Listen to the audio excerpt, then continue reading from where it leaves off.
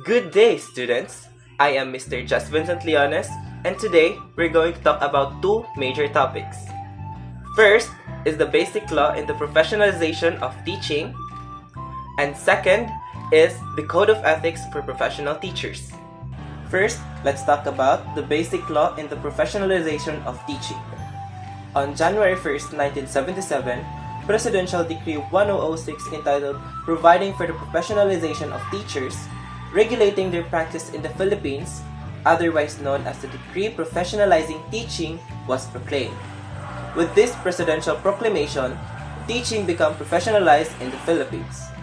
The president who proclaimed this decree was President Ferdinand Edralin Marcos. Fun fact: before his regime, teaching was not considered as a profession. How did that happen? Where we teachers are the one creating professionals. Because during that time, prior to Marcos regime, we didn't have what we call licensure examination for professional teachers. That is one of the reason or one of the factor that the quality of education in the Philippines was so low. What Marcos did is he proclaimed a law that will make teaching as a profession, which is what we call the PD 1006 or the Presidential Decree 1006. The proclamation of Presidential Decree 1006 was premised on the following.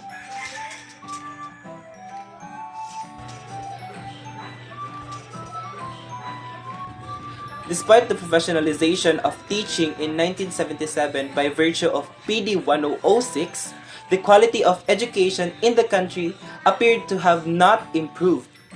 The Congressional Commission of Review and Assess Philippine Education, or EDCOM, came out with the finding that the quality of Philippine education is declining and that the teachers are the heart of the problem. The EDCOM found, among others, that teachers are poorly trained, there is a low quality of students enrolled in teacher training, and teaching is perceived as poorly esteemed profession. In order to understand the Presidential Decree number 1006 or the Decree Professionalizing Teaching, here are the summary. The Presidential Decree number 1006 was passed on 1976 and was implemented in 1977. The specific date it was implemented was on January 1, 1977. What was the name of their exam during Presidential Decree 1006? So it was called PBET, or Professional Board Examination for Teachers. Remember that this exam is the first exam where our teachers are called professionals. What it was called again? PBET. Next is Professional Teacher Certificate. Teachers on the Presidential Decree number 1006 receives a certificate serves as a license. The requirements for passing the Professional Board Examination for Teachers is to acquire 70%. Yes, the passing score of Professional Board Examination for Teacher is 70%. The result of the examination for Professional Board Examination for Teachers will be released in 150 days. So that was the summary of the Presidential Decree number 1006 or the Decree Professionalizing Teaching. Due to the ineffectiveness of Presidential Decree number 1006, Republic Act number 7836 was implemented to strengthen the teacher and to provide high-quality education. So what is RA 7836 or Republic Act number 7836? An act to strengthen the regulation and supervision of the practice of the teacher in the Philippines and prescribing a licensure examination for teachers and for other purposes. Also known as the Philippine Teacher Professionalization Act of 1994. This law is essential in setting the standards for teachers in the Philippines. It ensures that only qualified individuals become professional educators. So, in 1996 onwards, Republic Act 7836 was implemented. If before, in Presidential Decree 1006, their exam was called PBET or Professional Board Examination for Teachers, with the arrival of Republic Act 7836, our exam is now called LET or the Licensure Examination for Teachers. They also have a passing requirements of at least 75%. PBET was 70%, but when it comes to LET or Licensure Examination for Teacher, it is 75%. The exam results during LET will be released within 120 working days. This law plays a crucial role in ensuring that teachers are qualified, competent, and ethical. It protects students from unqualified educators and helps maintain the integrity of the teaching profession. In order to understand the Republic Act 7836, here are the articles.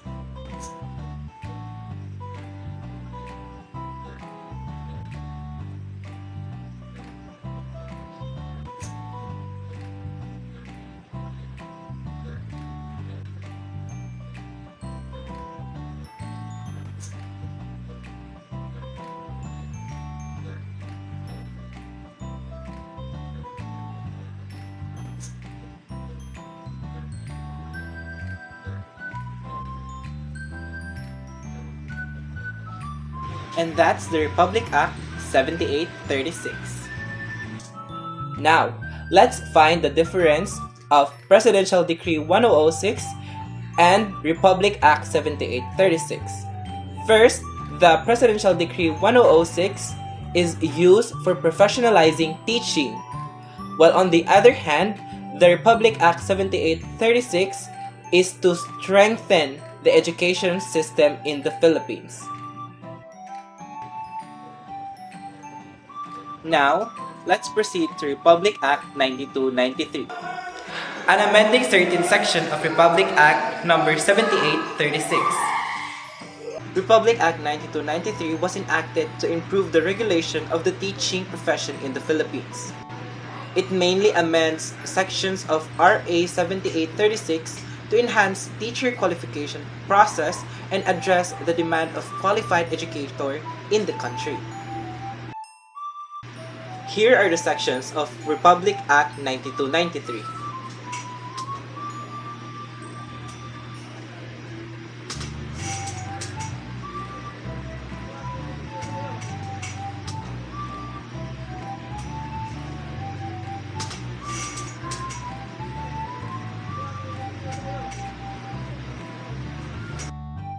Now, let's talk about the Code of Ethics for Professional Teachers. First, let's talk about what is ethics. Derived from the Greek word ethos, which means way of living, ethics is a branch of philosophy that is concerned with human conduct, more specifically, the behavior of individuals in society. Ethics examines the rational justifications, our moral judgment. It studies what is morally right or wrong, just or unjust. Preamble. Teachers are duly licensed professionals who possesses dignity and reputation with high moral values as well as technical and professional competence in the practice of their noble profession, and they strictly adhere to observe and practice this set of ethical and moral principles, standards, and values. Here are the 13 articles in Code of Ethics for Professional Teachers. Article 1. Scopes and Limitation.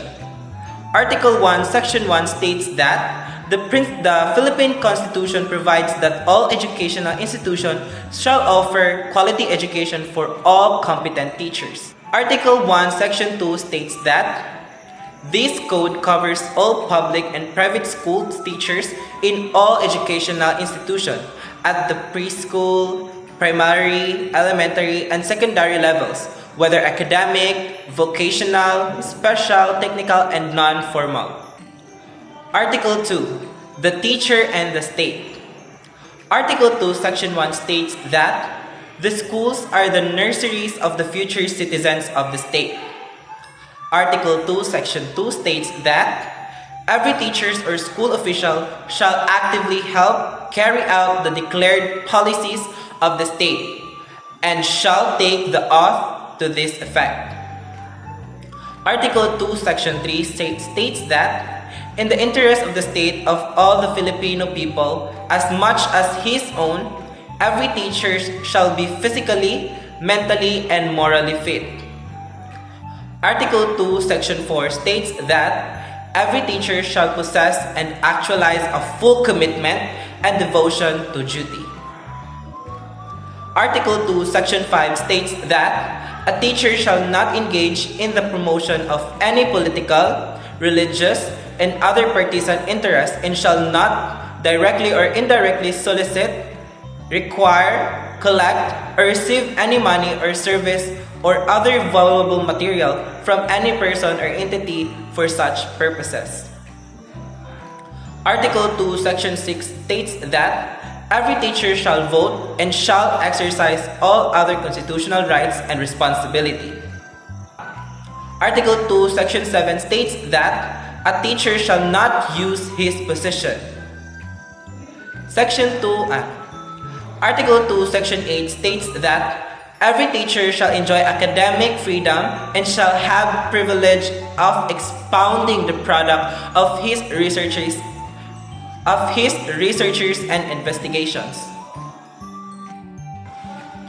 Article 3, the teacher in the community consists of 8 sections.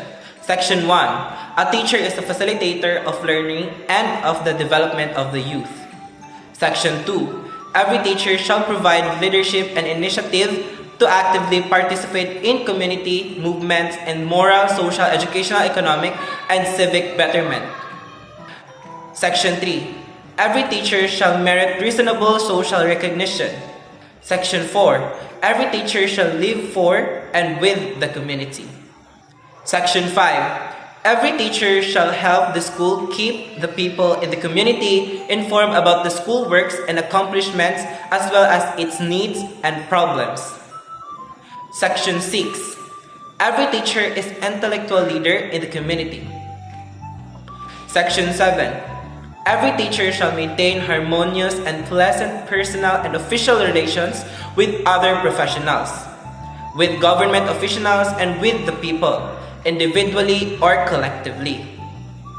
Section 8, a teacher possesses freedom and attend church and worship as appropriate.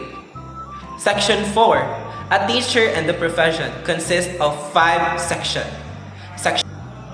Section 1, every teacher shall actively ensure that teaching is the noblest job or noblest profession.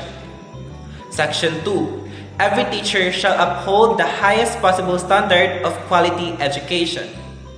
Section 3, every teacher shall participate in the continuing professional educational or CPE program of the Professional Regulation Commission. Section 4, every teacher shall help, if duly authorized, to seek support from the school. Section 5, every teacher shall use the teaching profession in a manner that makes it dignified means for earning a decent living. Section 5, the teacher and the profession consists of 7 sections. Section 1, teachers shall at least be imbued with a spirit of professional loyalty, mutual confidence, and faith in one another, self-sacrifice for the common good, and full cooperation with colleagues. Section 2, a teacher is not entitled to claim credit for work not of his own and shall give due credit or for the work of others which he may use. Section 3, before leaving his position, a teacher shall organize for whoever assumes the position such records and other data as are necessary to carry on the work. Section 4, a teacher shall hold and innovate all confidential information concerning associates at the school. Section 5, it shall be the responsibility of every teacher to seek corrective for what may appear to be an unprofessional and unethical conduct of any associates.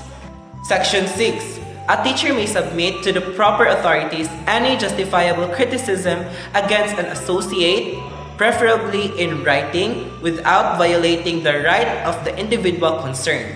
Section 7. A teacher may apply for any vacant position for which he is qualified. Article 6. The teacher and higher authorities in the profession consist of 6 sections. Section 1. Every teacher shall make it his duty to make an honest effort to understand and support the legitimate policies of the school. Section 2. A teacher shall not make any false accusation or charges against superiors, especially under anonymity. Section 3. A teacher shall transact all official business. Section 4. Every teacher, individually or as part of a group, has a right to seek redress against injustice to the administrations and to extent possible shall raise grievances within acceptable democratic processes. Section 5. Every teacher has a right to invoke the principle that appointments, promotions, and transfer of teachers are made only on the basis of merit and needed in the interest of the service. Section 6. A teacher who accepts a position assumes a contractual obligation to live up to his contract, assuming full knowledge of employment terms and conditions. Section 7. School officials, teachers, and other personnel. It consists of 5 sections. Section 1. All school officials shall at all times show professional courtesy, helpfulness, and sympathy towards teachers and other personnel. Section 2. School officials, teachers, and other school personnel shall consider it their cooperative responsibility to formulate policies or introduce important changes in the system at all levels. Section 3. School officials shall encourage and attend the professional growth of all teachers. Section 4. No school officials dismiss or recommend for dismissal a teacher or a subordinate except Section 5. School authorities concerned shall ensure that public school teachers are employed in accordance with pertinent civil service rules, and private school teachers are issued contracts. Section 8. The teacher and the learners consists of 9 sections. Section 1. A teacher has a right and duty to determine the academic marks and the promotion of learners in the subject or grades he handles. Section 2. A teacher shall recognize that the interests and welfare of learners are of first and foremost concern. Section 3. Under no circumstances shall a teacher be prejudiced or discriminate against a learner. Section 4. A teacher shall not accept favors or gifts from learners, their parents, and others in their behalf. Section 5. A teacher shall not accept, directly or indirectly, any remuneration from tutorials other what is authorized for such service. Section 6. A teacher shall base the evaluation of the learner's work only in merit and quality of academic performance. Section 7. In a situation where mutual attraction and subsequent love develop between teacher and learner, the teacher shall exercise utmost professional discretion to avoid scandal, gossip, and preferential treatment of the learners. Section 8. A teacher shall not inflict corporal punishment on offending learners. Section 9. A teacher shall ensure that conditions contribute to the maximum development of learners. Article 9. The teacher and parents consists of 3 sections. Section 1. Every teacher shall establish and maintain cordial relations. Section 2. Every teacher shall inform parents through proper authorities of the progress and deficiencies of learners. Section 3. A teacher shall hear parents' complaints with sympathy and understanding and shall discourage unfair criticism. Next, Article 10. The teacher and business consists of 3 sections. Section 1. A teacher has the right to engage directly or indirectly in legitimate income generation, provided that it does not relate or adversely affect his work as a teacher.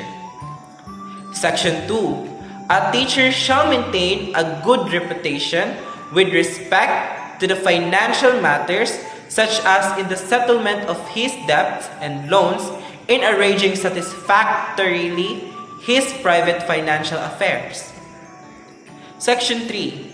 No teacher shall act directly or indirectly as agent of or be financially interested in any commercial ventures which furnish textbooks and other school commodities, if the purchase and disposal of which he exercised official influence. Article 11. The teacher as a person, which consists of 4 articles. Article 1. A teacher is above all a human being endowed with life, for which is the highest obligation to live with dignity. Section 2. A teacher shall place premium upon self-discipline as a primarily principles of personal behavior in all relationship with others in all situations. Section 3. A teacher shall maintain at all times a dignified personality. Section 4. A teacher shall always recognize the Almighty God. Article 12. Disciplinary actions has 1 section. This section contains any violation of any provision of this code shall be sufficient ground for the imposition against the erring teacher of the disciplinary action, consisting of revocation of his certification of registration and license as a professional teacher, suspension from the practice of teaching profession, or reprimand or cancellation of his temporary or special permit under causes specified in Section 23, Article 3 of Republic Act 7836 and under the Rule 31, Article 8 of the Rules and Regulation implementing Republic Act 7836. Article 13, Effectivity.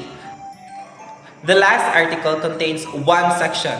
This section contains this code shall take effect upon approval by the Professional Regulation Commission and after 60 days following its publication in the Official Gazette or any newspapers of general circulations, whichever is earlier. Every profession has ethical guidelines, and teaching is no exceptions. The Code of Ethics for Professional Teachers sets the standards for teachers' responsibilities, actions, and behaviors. Why is the Code of Ethics for Professional Teacher important? The Code of Ethics for Professional Teacher is essential in ensuring that teachers uphold high moral and professional standards. It serves as a guide for teachers to perform their duty with integrity, responsibility, and fairness. The Code of Ethics for Professional Teachers is important because it guides teachers in maintaining professionalism, protecting students, and upholding the dignity of the teaching profession. It ensures that teachers serve as ethical models and contribute to a positive and trustworthy education system. I hope this video presentation helps you understand the basic law of professionalization of teaching and the Code of Ethics for Professional Teachers. That's all for this video. Bye!